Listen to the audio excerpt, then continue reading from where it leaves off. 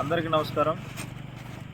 పెన్నా నది పరివాహక ప్రాంత ప్రజలకు, చుట్టుపక్కల ఉన్న గ్రామ ప్రజలందరికీ పొద్దుటూరు రూరల్ సిఐ అందరికీ విజ్ఞప్తి చేయడం ఏమంటే, మనకు మైలవరం డ్యామ్ నుంచి ఈరోజు నుంచి కూడా నీటి ప్రవాహ ఉధృతి రోజు రోజుకు క్రమంగా పెరగడం జరిగింది.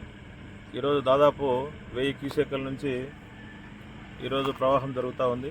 రేపు 3000 క్యూసెక్కులు, తర్వాత అటువైపు నుంచి 5000 క్యూసెక్కులు, తర్వాత 8500 క్యూసెక్కులు వాటర్ మనకు మైలవరం రిజర్వాయర్ నుంచి పెన్నా నదిలోకి విడుదల చేయడం జరుగుతూ ఉందని చెప్పేసి అధికారులు తెలియజేశారు.